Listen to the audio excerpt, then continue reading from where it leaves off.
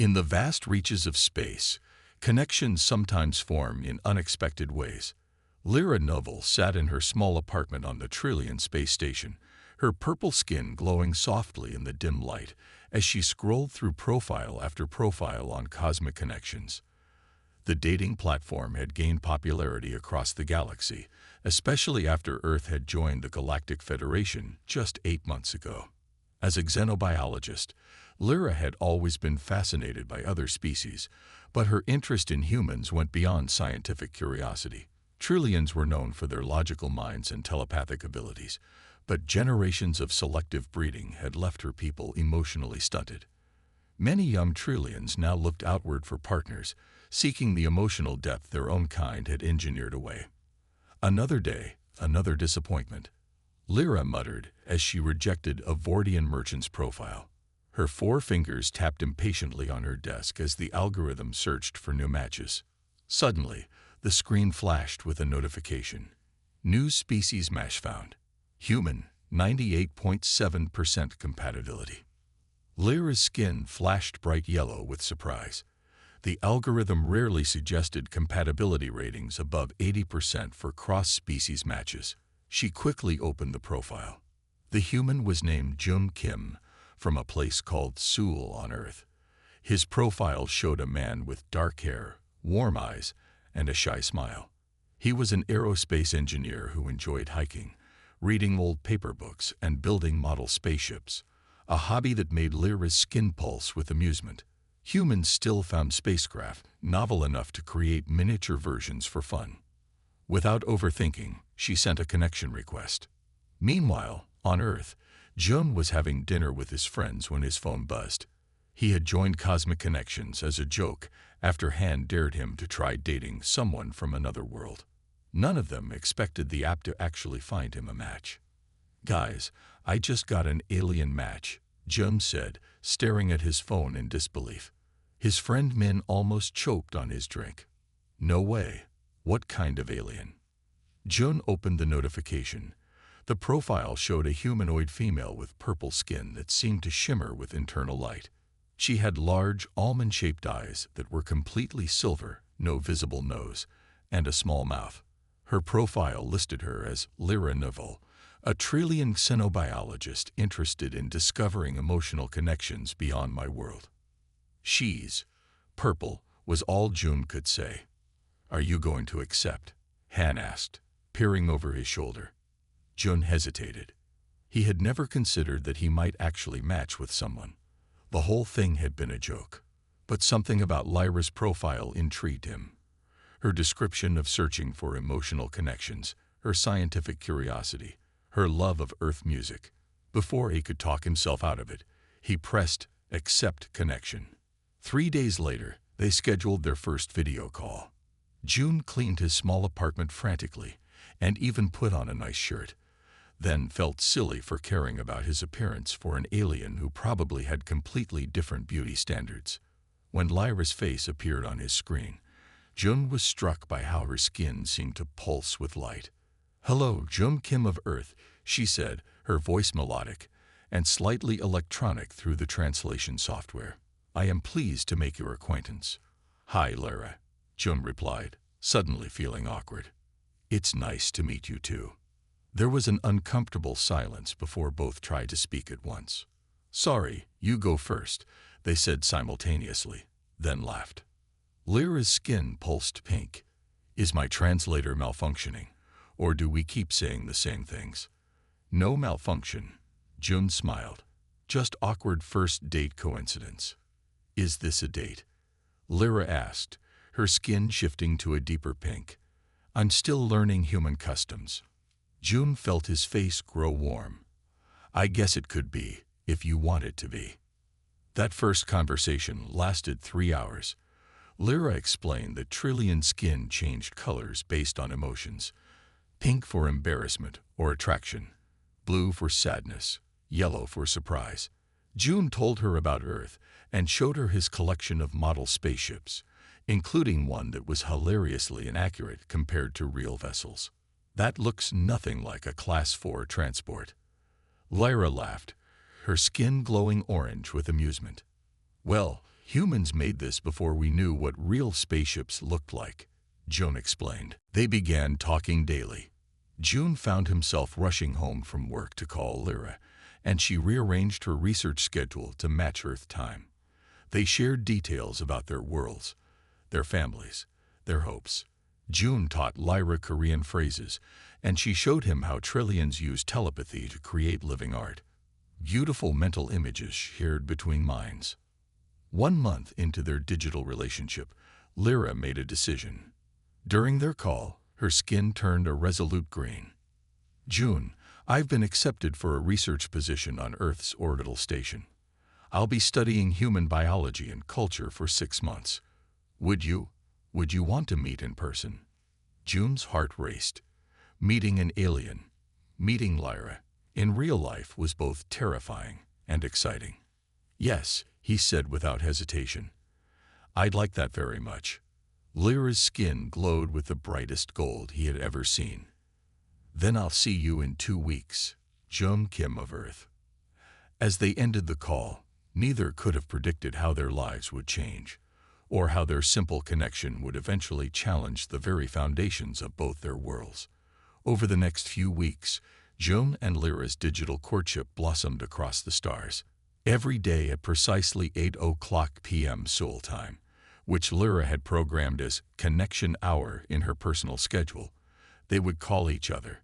These calls quickly became the highlight of both their days. June set up a special corner in his apartment just for their talks. He positioned his screen so Lyra could see his small collection of plants, something that fascinated her endlessly. The vegetation on Trilia doesn't grow like yours, she explained one evening, her silver eyes wide with wonder as June watered his potted basil. Our plants are crystalline structures that absorb radiation directly. They don't need water or soil. Maybe you could bring a sample when you visit, June suggested. I'd love to see a crystal plant. Lyra's skin flashed apologetic blue. Unfortunately, Earth's customs prohibits bringing alien biological materials. But I have many images I can show you. These small cultural differences kept appearing in their conversations.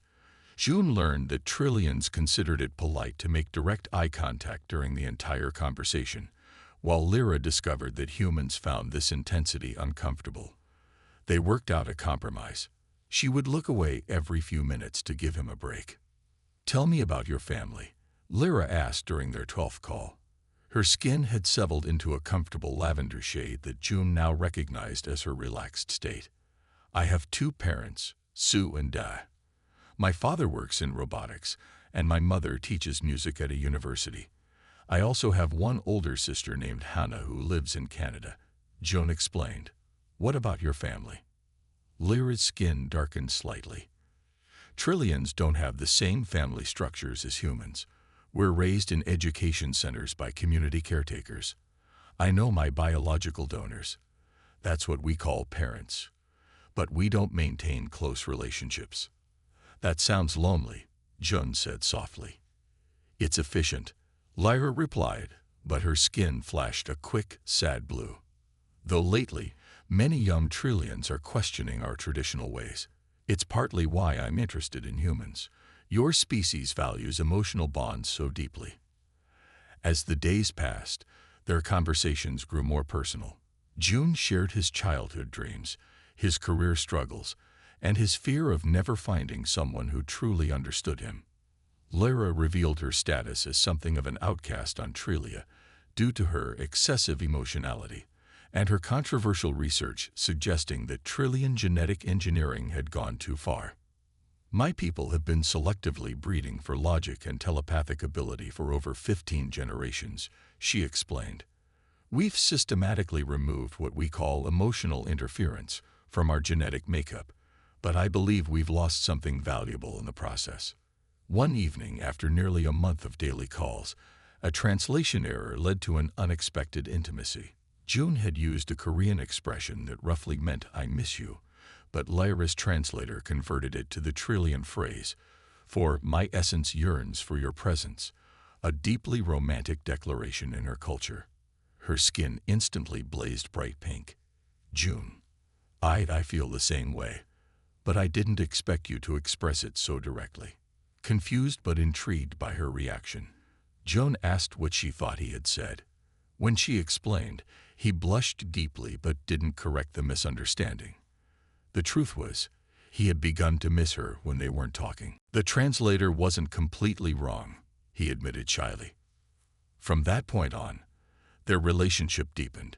Lyra began sending June small gifts through the interstellar postal service, a hologram of trillion constellations, a sample of harmless trillion perfume that smelled like nothing on Earth, a small telepathic art piece that, while June couldn't experience its mental components, still shimmered with beautiful patterns when touched.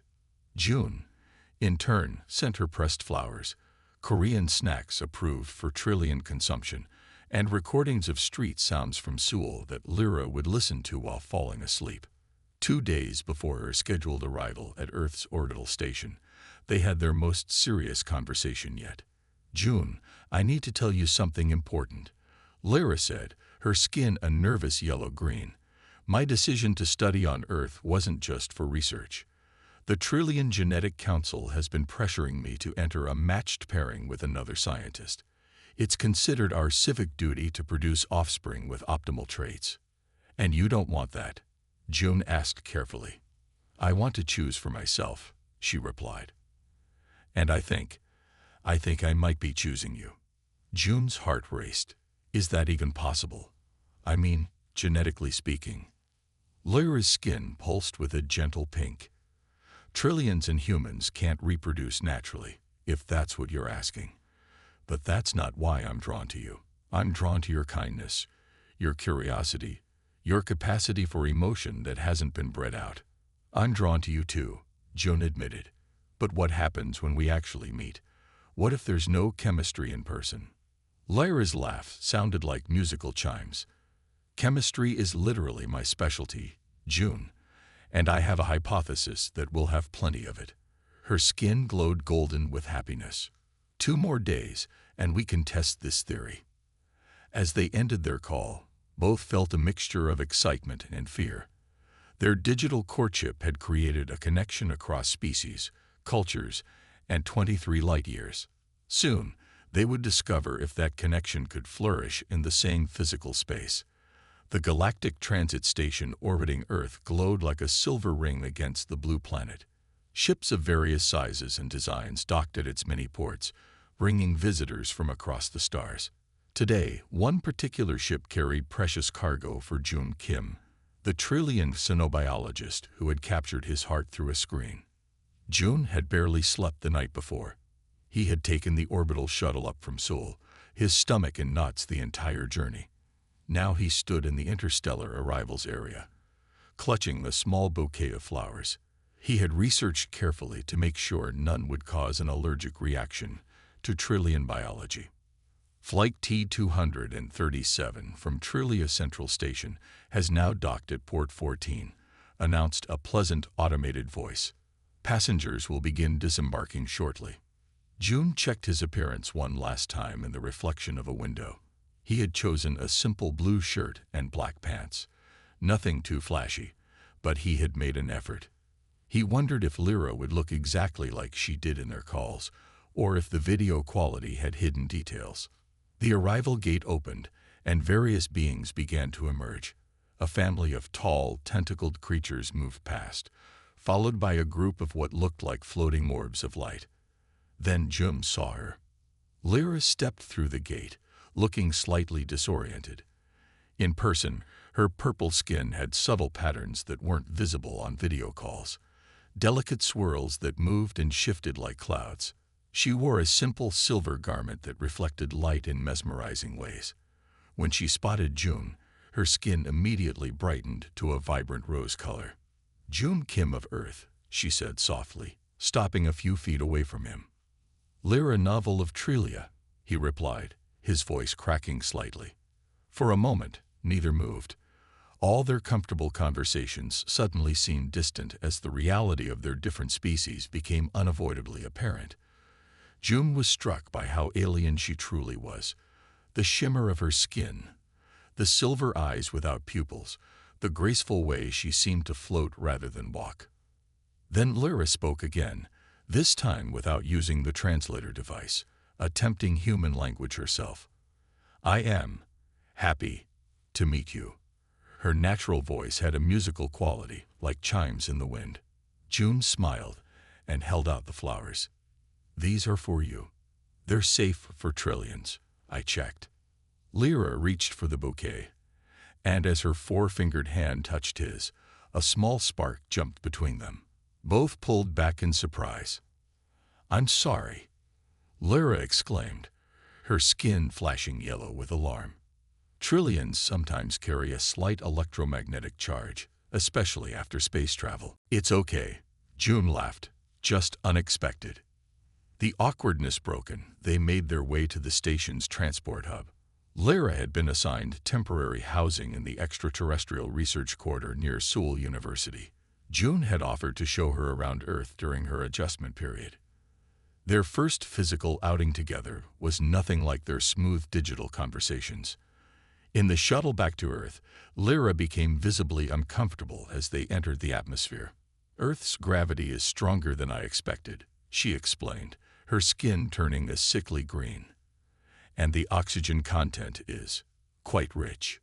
By the time they reached Seoul, Lyra needed to rest. June felt disappointed, but walked her to her assigned apartment.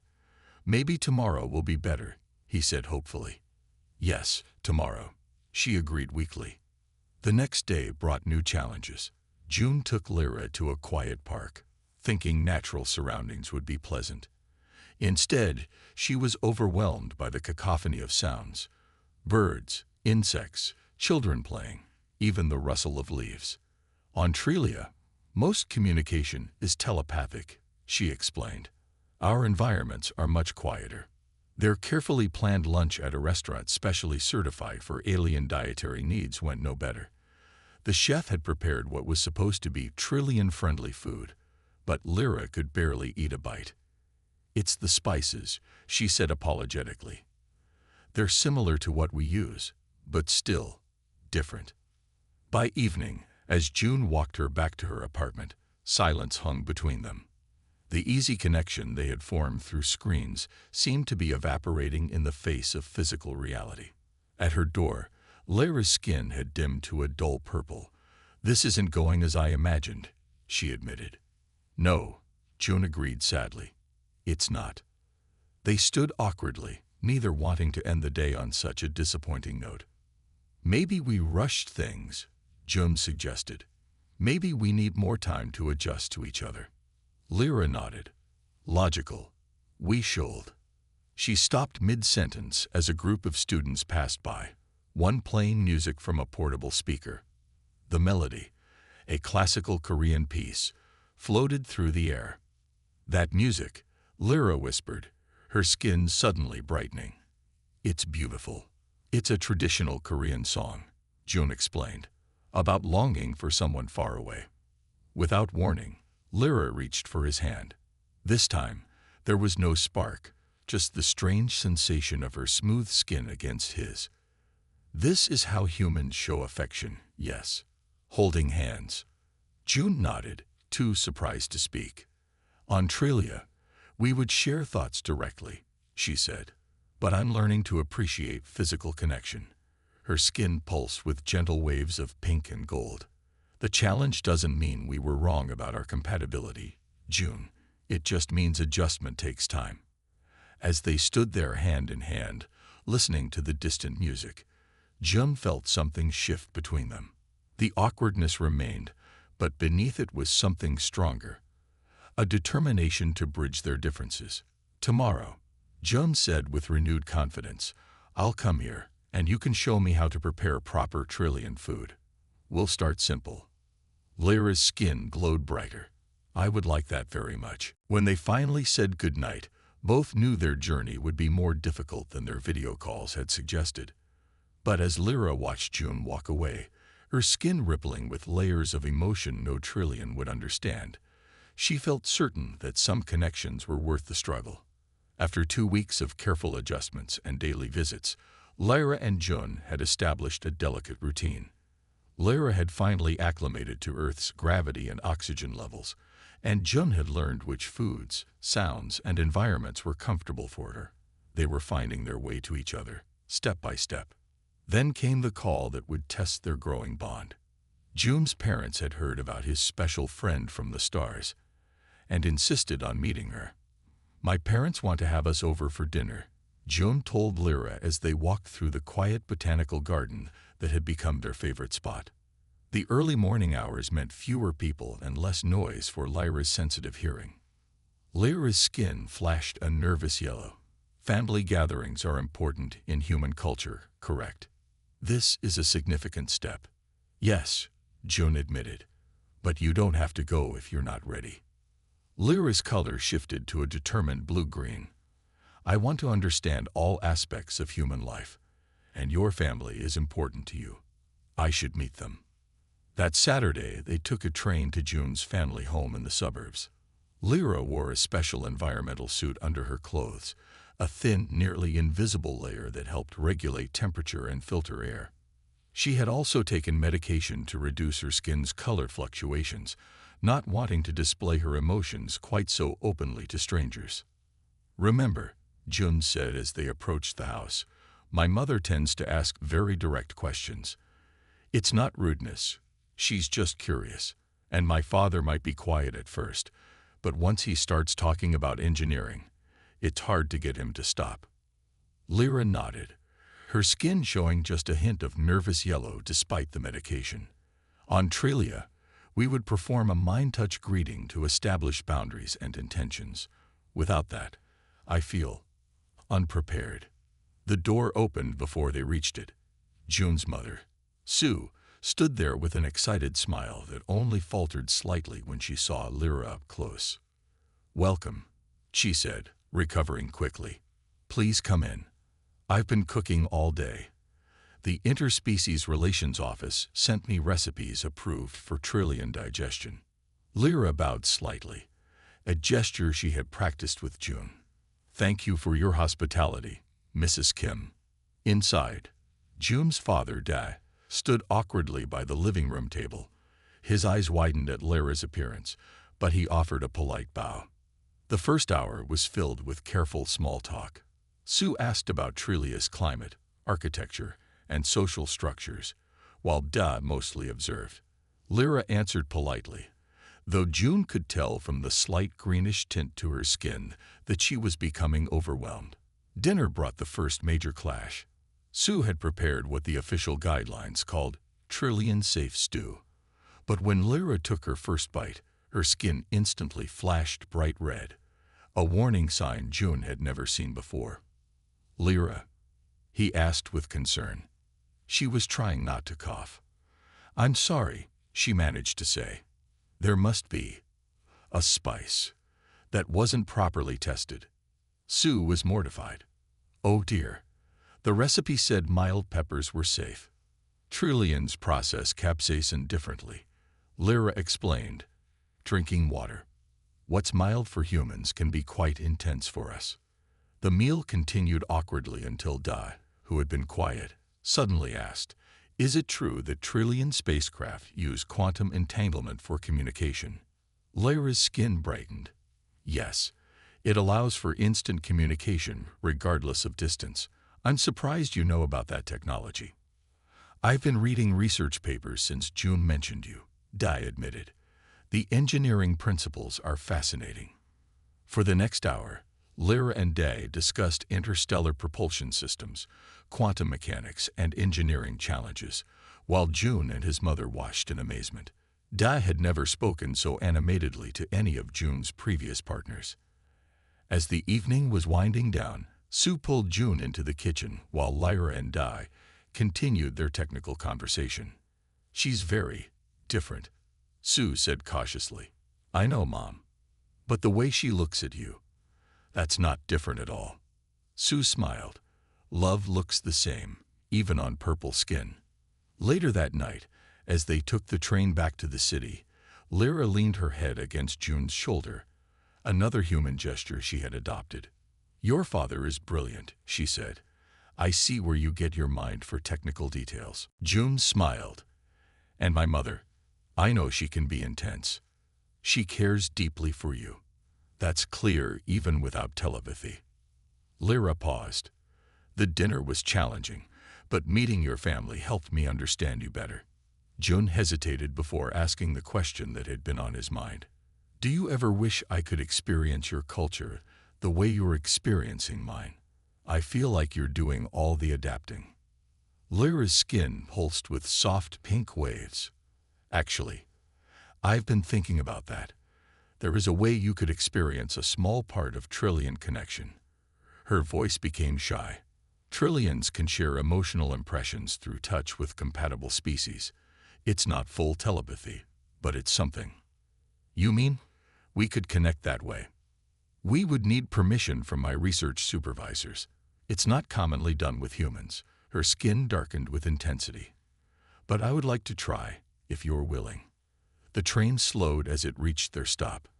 As they stood to exit, Jun took Lyra's hand and squeezed it gently. "I want to know how you experience the world," he said. "All of it, even the parts that might be strange to me." Lyra's skin glowed with the deep golden color of happiness. "Then we'll find a way. Between your world and mine, we'll build something new." As they walked from the station into the night, the distance between their stars seemed less important than the distance they had already crossed to find each other. 3 months after their first meeting, Jun sat nervously in a sterile room at the Xenobiological Research Center. Today was the day he and Lyra would attempt a Trillian emotional connection, something rarely approved for humans. "Are you sure about this?" asked Dr. Park, the human supervisor overseeing the procedure. "The process is safe, but intense. You'll experience emotions that humans don't normally have words for." Jun nodded. "I'm sure." Lyra entered, wearing a simple white garment. Her skin was cycling through colors: nervous yellow, excited pink, determined blue. She had stopped taking the medication that dampened her color changes weeks ago. Jun had told her he preferred seeing her true emotions. "The permission came through this morning," she said. The Trillian Council was reluctant. This type of connection is usually reserved for bonded pairs. Dr. Park attached small sensors to Jun's temples. "These will monitor your brain activity. If there's any sign of distress, we'll end the connection immediately." When they were ready, Lyra sat facing Jun. She gently placed her four-fingered hands on either side of his face. Her skin gradually shifted to a deep, vibrant purple, a color he had never seen on her before. "Close your eyes," she whispered, "and open your mind." At first, Jun felt nothing. Then slowly, like water seeping through cloth, he began to sense something. It wasn't words or images, but pure emotion. He felt Lyra's curiosity about Earth, a bright, sparkling sensation.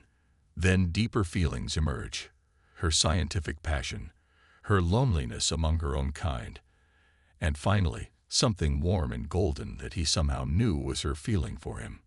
When they broke contact 10 minutes later, Jun was crying, not from pain, but from the beauty of what he had experienced. He struggled for words. "I know," Lyra said, her skin glowing with the same golden warmth he had felt in the connection. Dr. Park looked at her instruments with amazement. The neural synchronization was higher than any previously recorded human Trillian connection. "This is remarkable data." But their joy was short-lived. The next day, Lyra received a formal communication from the Trillian High Council. "They're ordering me to return to Trilia," she told Jun, her skin pale with distress. "They say I violated research protocols by forming a personal attachment. They're concerned about contamination." "Contamination," Jun repeated, hurt evident in his voice. "Not physical," Lyra explained quickly. "Cultural. They fear I'll bring back ideas that challenge our genetic program." Her skin darkened. "They're right to fear that. After living among humans, experiencing emotion freely, I could never support our breeding systems again." That evening, they sat in Jun's apartment, facing the hardest decision of their lives. Lyra could return to Trilia and likely face genetic retraining. Or she could stay on Earth as a refugee. But Earth's government had strict limits on permanent alien residence. There must be another option, Jun said, refusing to accept their separation. The answer came unexpectedly from Dr. Park. She called them to her office the next day with news. The Galactic Federation's Deep Space Initiative is seeking research pairs, one human, one non-human, for their new exploration vessel, she explained. I've submitted your names based on your compatibility data and your individual qualifications. Deep space exploration. Lyra's skin brightened with interest. A 5-year mission mapping uncharted systems, Dr. Park confirmed. You would be outside both Earth and Trillian jurisdiction. The Galactic Federation has its own laws protecting cross-species relationships. 2 weeks later, after intense interviews and testing, they received confirmation of their acceptance. Jun gave notice at his engineering firm, while Lyra formally requested political asylum from the Federation to protect her from Trillian demands for her return. News of their relationship and upcoming mission spread quickly. They became reluctant celebrities, the first human Trillian pair to join the Deep Space Initiative. Some human groups protested, claiming Jun was betraying his species. Some Trillians sent threats, calling Lyra a genetic traitor. But for every negative voice, there were many more supporting them. Other mixed-species couples began coming forward, inspired by their story. The day before their departure, they held a small commitment ceremony with Jun's family and a few close friends. It wasn't legally recognized on Earth or Trillia, but it was acknowledged under Federation law. Lyra wore a garment that shifted colors to match her skin, a special gift from Jun's mother, who had worked with a designer to create it. Jun wore a traditional Korean hanbok, modified with subtle Trillian patterns. Instead of rings, they exchanged small crystal pendants containing a tiny quantum entanglement device, ensuring that no matter how far apart they might be, the crystals would always resonate with each other. By the laws of the Galactic Federation, and by the deeper laws of love that transcend species, said the Federation official, I recognize your bond as true and valid throughout known space. The next morning, they boarded the Federation vessel Horizon alongside 20 other research pairs from various worlds. As the ship prepared for departure, they stood together in the observation deck, watching Earth grow smaller below them. Are you afraid? Jun asked, noticing the slight tremble in Lyra's hand. Yes, she admitted, her skin showing swirls of nervous yellow mixed with excited gold. But not of what's ahead, only of what we might have missed if we hadn't found each other. Jun squeezed her hand. The dating app claimed 98.7% compatibility. I think they underestimated. Lyra's skin glowed the deep, vibrant purple that Jun now recognized as her most profound emotion, one that Trillians rarely acknowledged and had no name for. Some connections, she said softly, transcend mathematics. As the horizon accelerated toward the stars, they stood together, not as human and Trillian, but as pioneers of a future where love could bridge even the vast distances between worlds.